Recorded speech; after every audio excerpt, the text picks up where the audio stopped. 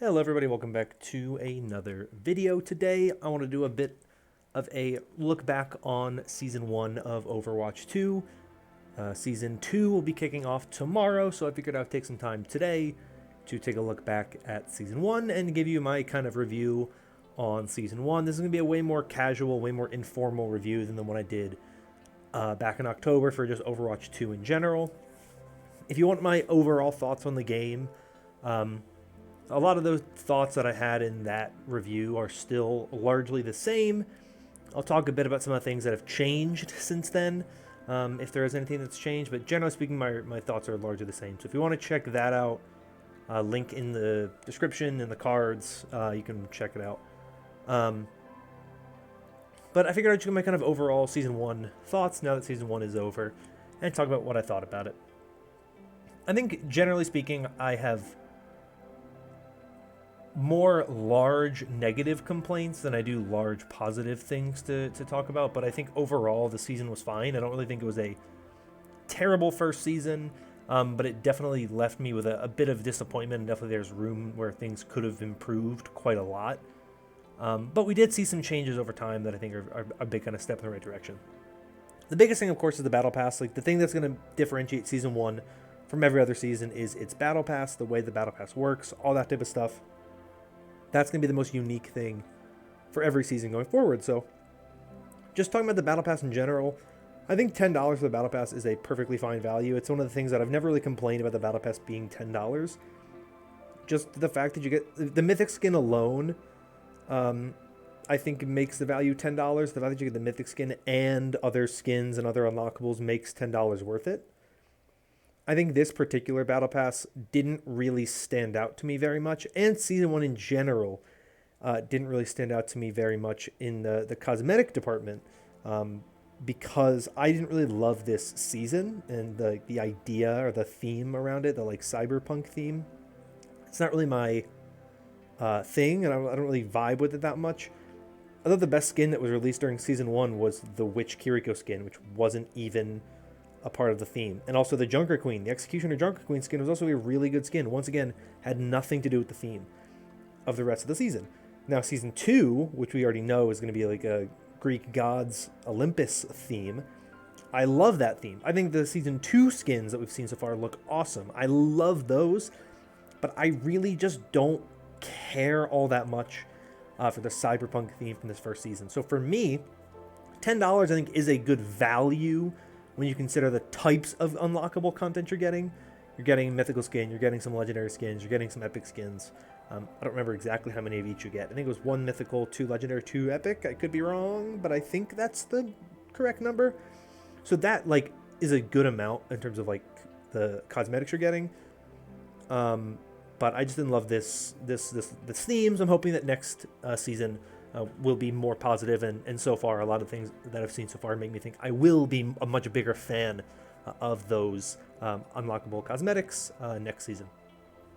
I think the other thing with the Battle Pass that I think is an issue or a potential issue is I really don't think that all of the stuff is really all that good. I think if you're new to the game, the sprays and the voice lines and stuff like that, and the emotes and stuff are going to be way more interesting, but I think if you're someone who's been around for a bit, you're not going to use most of those, especially like the things like the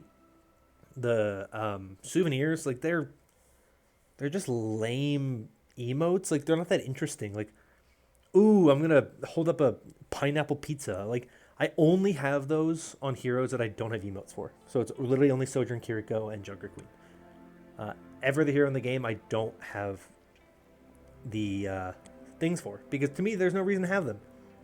They don't provide me with enough. They don't provide me with much at all. And so for me, there's not really a big reason to equip stuff like that. Sprays, voice lines, stuff like that. I always love sprays and voice lines and emotes and stuff. I'll use those in game. That's fine. But I really don't care all that much for those souvenirs. I love weapon charms too. Weapon charms are good. Figured I'd mention those too. So like those are unlockables that I like, and so I do think that having those in Battle Pass is good. You're not gonna like everything though, souvenirs or whatever. I think if there's a cool enough souvenir that gets added at some point in the future, then maybe I'll equip it. I hope that we get better souvenirs in the future, because to me that's really what you kind of need to make people actually care about those. Because otherwise you just get stuff where it's like, oh cool, I'm unlocking this like Omnic hand, but I'm never gonna actually use it because I don't care that much for it. So, that's awkward. So that's something that I'm hoping we see kind of more of. So thematically, I do have issues with this battle pass, but that's more of a personal thing. I'm not going to hold that against this season too much. It just didn't land with me, and as a result, I think a lot of the cosmetics didn't land with me. One of the things that I did like, though, is I really liked how many different streaming-related events they had this season to get different cosmetics. They had stuff to get the Kiriko skin and the Kiriko weapon charm and some Kiriko sprays and stuff. They had the one to get the Rhine mug souvenir and the Mitzi weapon charm. I think they had some for during Halloween as well. So those, I think, are a really good move by the Overwatch team, and I'm glad that we are seeing those go into the future. I think the more streaming type events that you have where people can unlock skins and stuff, I think that is good. And I think that that's a good way to get people to get stuff for free if they really want stuff for free. I think they need to promote that stuff better. They don't promote it in-game, which is, I think, where you really need to promote it. That's the best way to, put a little box in the corner that says, like, have, like, the dates and, watch streams, get content, something like that, right? And, like, show you what you can unlock. Because then people are going to be more willing to go, oh, I'll pull up a stream right now and just get that type of content. So that's something I'd like to see change. That's something they've always struggled with, in my opinion. They've always done a poor job at putting things in-game to tell you how to do things that don't require you to go to social media. Because not everyone uses Twitter or Instagram or whatever, and not everyone uses social media in a way that's going to make them see that type of stuff there. And then I was going to, go into the hero gallery and scan through all the items and figure out how to get it, right? So I do think they need to improve that part of it. They need to improve communication about events like that. But overall, I do like the fact that we're getting those types of streamer events where you can watch streamers, support streamers, and by getting content for yourself, you're also helping these streamers. And it's always a really, really good thing, in my opinion, that is always helpful for streamers, and it's a big thing that I really support them doing. And I'm really glad that we saw stuff like that. And I think that's a very nice way to continue kind of engaging and supporting the community while also giving players their own kind of rewards for doing so, which is always a nice thing as well. Communication was definitely an issue, I think, this season in general, not just in that regard. There was definitely issues where I felt like things were not clear. They would communicate things in weird ways. Obviously, there's a lot of problems with this first season, which I expected. Bugs and, server issues. There was a DDoS and stuff. Everyone remembers the launch. I think, generally speaking, most people have forgotten about that. It's not really a topic of conversation anymore, which I think is pretty obvious then that just isn't what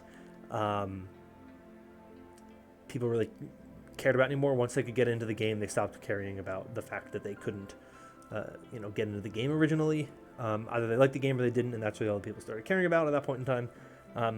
But definitely, when you consider, though, like, some of the ways that things took long times to, like, that first balance patch, or that balance patch that we were supposed to get, like, halfway through the season that didn't come out until, like, I don't know, like, 75% of the way through the season. That was, like, one of those things where when that happened, I was very much like, that should not be taking this long. And obviously, look, I'll be the first to admit, I don't know what goes on behind the scenes. I don't know how hard it is to push out a patch like that.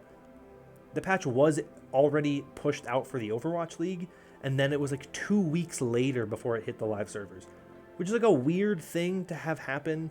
I don't really understand the full scope of how that works, so I won't go too hard into it. That's just one of those things that just seems kind of odd to me, that it took that long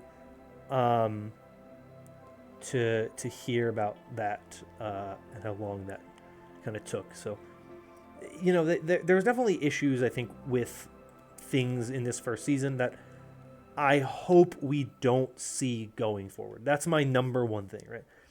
As long as these are changes that are made going forward, where they work better on improving a lot of these things, and they start to do more to kind of improve some of the stuff from season one that are like bugs and rollout issues and communication issues. Like those types of things that can be fixed going forward. But in season one, they really did make it difficult sometimes when things would get kind of rolled out wrong, or they'd get delayed and you would find out, last minute, or they just wouldn't get things kind of communicated clearly and things were confusing. And it wasn't as bad as it's been in the past. Obviously, they have been very open with communication since the launch of Overwatch 2, which for some people, it's, people getting very frustrated. And I look and say, we literally went months at a time with near zero communication in 2020 and 2021. So I'll take what we can get at this point. But I do think that there was a lot of room for improvement, things where they kind of dropped the ball that I hope they kind of work on going forward. But what I will say is there are some things from this season that I thought they did very well that I do want to highlight and talk about when I, consider this season. I personally loved the Halloween Terror event. I loved the Wrath of the Bride, or whatever it was. I thought that was a phenomenal event. I thought it was fun. I thought it was engaging. I thought it was rolled out well. I thought the cosmetics were pretty good for it. I think in general, the quality of the cosmetics has gone up. Some of them I think are in weird areas in terms of their pricing, their rarity, like the Kiriko ones, the Athleisure and the Sukujan skins. I think it's Sukujan. I don't think those should be legendary skins, but they are, and I would never buy the Athleisure skin personally. Pricing is a whole other issue that they've done some work to try to improve the value of skins and the pricing of skins, but I still think there's room for improvement there. I still think they could do a little more. I still think currency should be unlockable through the Battle Pass, but regardless, I think that when you look at a lot of the things like the Halloween event, I think when you look at things like the quality of the cosmetics, when you look at things like, in my opinion, the gameplay still feels really, really good. Yes, I think we need more regular patches. I think doing mid-season patches isn't really a problem. They kind of said they want each season to feel more unique, but seasons will feel unique when you have battle passes and you have new heroes coinciding every so often, and new maps. So I think that is really what you should do. You should do mid-season patches if heroes are broken, and like just way too strong or just unplayably bad. Like Junker Queen and Doomfist have kind of been unplayably bad this season. So those are the types of things that I do want to see them kind of improve upon as the game evolves and goes on. But I think that in general, the gameplay from Season 1 was very strong and very solid, and something that I think will thankfully continue going forward, because I don't think that's going to change with new seasons coming and going. I think that type of stuff will relatively, they'll stay relatively fine, because there's not really reason for that stuff to change.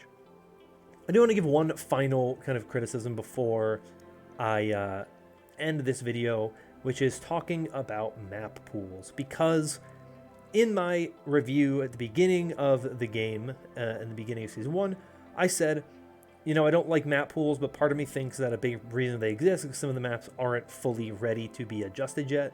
They're not fully integrated and fully changed yet. And so they're coming up with we're gonna do map pools, and then we heard your feedback is don't like map pools, and so we're gonna just put all the maps out. But they're not doing that. Actually, they're keeping map pools for the next season, which I don't like. And I think map pools are a bad idea. There's not enough maps to justify map pools. The map pool feels very small as a result of map pools. We're getting a new map next season. We're technically getting one new map total, because we're getting Rialto and Blizzard World back. We're also losing 2 maps. I don't remember which ones it is exactly. I think it's Gibraltar and Eichenwald, maybe? Regardless, stop taking maps away. Just give us all the maps, please. It is the most frustrating thing. I think that ties into communication. Instead of admitting that maps aren't ready, it feels to me like they're just we're going to have a map pool. And then, we're just going to eventually be oh, we heard you guys loud and clear, don't like map pools, so we're going to bring all the maps back, wink wink, even though the reality is they probably just don't have them already. And just say that. Just say they're not already. I'd rather you do that than just give us a feature that when you did it the first time, everybody hated and they just rolled with it anyway because why not? So those are kind of my general thoughts on Season 1. Overall, I think the season was fine. I think it had issues, but I think some of those issues can be fixed going forward. I think they made strides, showing that there are areas where they fell flat and that they're going to hopefully improve going forward. They've talked about stuff like giving you more opportunities for skins and hopefully more opportunities for currency. Those are the types of things that as we get into Season 2 and Season 3, we can be more critical of when we see where they settle after that kind of call and response period ends. There was a call for stuff to change, and some things did change, like prices and the way the weekly challenges are. They changed a couple of weekly challenges, so that's positive. But then, how will they settle in the next stage? Move into season 2, things need to be different. Things need to change. These things that people are critical of, things that people aren't happy with, how are you going to improve upon those for the future? That's what I'm really interested in seeing going forward. So only time will tell at this point, but that's really kind of my overall thoughts here on Season 1 of Overwatch 2. I'll have some Season 2 content, of course, once we get to the end of Season 2, but for right now, I'm going to let it settle a bit. We'll go into Season 2, take a look at all the new stuff, get to the end of it, and then we'll look back and see if a lot of these criticisms that I have and other people have for Season 1 carry over, or if they're going to be different. But who knows for now. That's all from me for today. Thank you for watching this video. If you enjoyed, consider liking and subscribing for more like it in the future. Comment down below your overall thoughts on Season 1. But until next time, hope you all are doing well. And yeah, I don't know what I'm saying. Thank you. Hope you're all staying safe and staying healthy. And until next time, bye-bye.